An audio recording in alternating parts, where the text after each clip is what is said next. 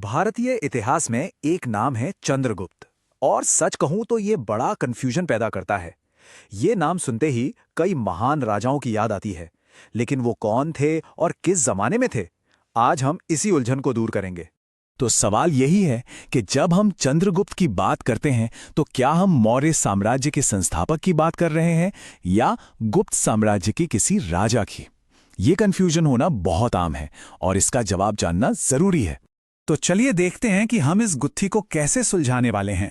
सबसे पहले हम इन तीन राजाओं की पहचान करेंगे, फिर एक एक करके उनके कारनामों को जानेंगे और आखिर में मौर्य और गुप्त साम्राज्यों के बीच के बड़े अंतर को समझेंगे।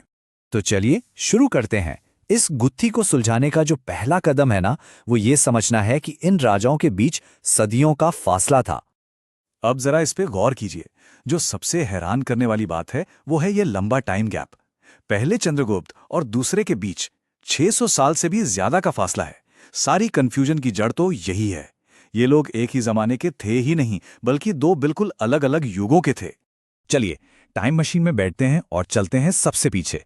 मिलते हैं पहले और सबसे पुराने चंद्रगुप्त से, वो राजा जिसने पहली बार भारतीय उपमहाद्वीप के एक बड़े हिस्से को एक झंडे के नीचे लाकर खड़ा कर दिया। ये है वो चंद्रगुप्त मौर्य, वो शख्स जिसने सिकंदर महान के जाने के बाद जो एक पावर वैक्यूम बना था, उसका फायदा उठाया और इतिहास का रुख ही मोड़ दिया। देखिए, उन्होंने सिर्फ नंद वंश को ही नहीं हराया, बल्कि ग्रीक शासक सेल्यूकस निकेटर को भी शिकस्त दी। एक बहुत ही सेंट्रलाइज्ड एडमिनिस्ट्रेशन बनाया। और हां, ये महान सम्राट अशोक के दादा थे। चलिए अब टाइम मशीन में 600 साल से भी ज्यादा का जंप लेते हैं और मिलते हैं दूसरे चंद्रगुप्त से, जो एक नए और शक्तिशाली राजवंश के संस्थापक थे। एक बार फिर से इस बात पर जोर देना जरूरी है, 600 साल। सोचिए, मौर्य साम्राज्य खत्म हो चुका है और अब गुप्त साम्राज्य का उदय हो रहा है। ये दो बिल्कुल अलग दुनियाएं हैं। इन्होंने एक टाइटल अपनाया, महाराजाधिराज, जिसका मतलब होता है राजाओं के भी राजा। मतलब साफ था, ये एक ऐलान था कि गुप्त अब कोई छोटी मोटी ताकत नहीं, बल्कि एक शाही शक्ति बन चुके हैं।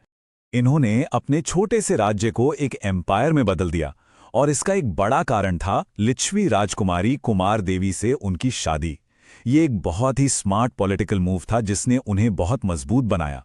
और हां, ये महान समुद्रगुप्त के पिता थे, जिन्हें भारत का नेपोलियन भी कहा जाता है। और अब आते हैं हमारे तीसरे और आखिरी चंद्रगुप्त पर। ये चंद्रगुप्त प्रथम के पोते थे और इनके राज में गुप्त साम्राज्य अपनी ताकत और संस्कृति के शिखर पर पहुंच गया था। हाँ, इनको एक और बहुत मशहूर नाम से जाना जाता है, विक्रमादित्य। ये नाम तो भारत की कहानियों में एक आदर्श राजा का सिंबल बन गया है, जो अपनी बहादुरी और इंसाफ के लिए मशहूर थे। इनके दौर को भारत का गोल्डन एज यानी स्वर्ण युग कहा जाता है। और ये सिर्फ कहने की बात नहीं है, ये सच था। इन्होंने वेस्टर्न शत्रुओं को हराकर अपने साम्राज्य को गुजरात के समुद्री तटों तक फैलाया, जिससे व्यापार के नए दरवाजे खुल गए। लेकिन असली स्वर्ण युग तो ज्ञान का था। सोचिए, इसी दौर में महान कवि कालिदास जैसी हस्तियां लिख रही थीं और एस्ट्रोनॉमर आर्यभट्ट ब्रह्मांड के रहस्यों को सुलझा रहे थे। और हां, इनके दरबार में ये सब महान लोग नवरत्न के नाम से जाने जाते थे। तो अब जब हम तीनों राजाओं को जान चुके हैं, चलिए उन दो दुनियाओं की तुलना करते हैं जिनमें ये रहते थे। मौर्य साम्राज्य और गुप्त साम्राज्य ये एक दूसरे से बहुत बहुत अलग थे। जैसे कि इन नक्शों में दिख रहा है, मौर्य साम्राज्य साइज में गुप्त साम्राज्य से कहीं ज्यादा बड़ा था। लेकिन जैसा कि हम आगे देखेंगे, सिर्फ बड़ा होना ही सब कुछ नहीं होता। तो यहां पे एक बड़ा फर्क है। मौर्य शासन एकदम सेंट्रलाइज था, राजा का हर चीज पर सीधा कंट्रोल होता था। वहीं दूसरी तरफ गुप्तों ने एक डिसेंट्रलाइज सिस्टम अपनाया, मतलब लोकल शासकों को अपने इलाके संभालने की काफी आजादी थी। मौर्य साम्राज्य का मेन फोकस था जीत हासिल करना और मिलिट्री पावर। उनकी सेना बहुत बड़ी थी। जबकि गुप्त साम्राज्य ने एक अलग रास्ता चुना। उन्होंने सीधी लड़ाई के बजाय स्ट्रेटेजिक मैरिजेस और डिप्लोमैटिक रिश्तों के जरिए अपने साम्राज्य को मजबूत करने और स्थिरता लाने पर ज्यादा ध्यान दिया। और धर्म के मामले में देखिए कितना बड़ा अंतर था।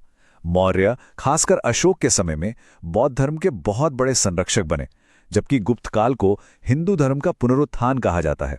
इसी दौर में भव्य मंदिर बने और संस्कृत साहित्य अपने चरम पर पहुंचा। तो चलिए सारी जानकारी को एक साथ समेट लेते हैं।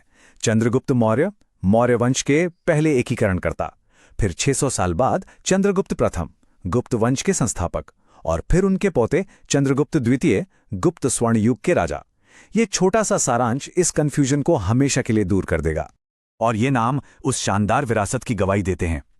गुप्त युग, खासतौर पर चंद्रगुप्त द्वितीय का दौर, सिर्फ पॉलिटिकल पावर का ही नहीं बल्कि ज्ञान का एक जबरदस्त विस्फोट था। कालिदास ने अभिज्ञान शाकुंतलम जैसे नाटक लिखे जो आज भी मशहूर हैं। आर्यभट्ट ने दुनिया को शून्य का कॉन्सेप्ट दिया और बताया कि धरती अपनी धुरी पर घूमती है। वराहमिहिर ने एस्ट्रोनॉमी को नई दिशा दी। मतलब ये एक ऐसा दौर था जिसने आने वाली सदियों के लिए भारत की बौद्धिक नींव रखी। तो अगली बार जब कोई चंद्रगुप्त का नाम ले तो सवाल पूछा जा सकता है, मौर्य वाले या गुप्त वाले? और यह हमें एक बड़े दिलचस्प सवाल पर छोड़ देता है कि कैसे एक ही नाम सदियों तक अलग अलग राजवंशों में महानता और विरासत का प्रतीक बना रह सकता है। सोचने वाली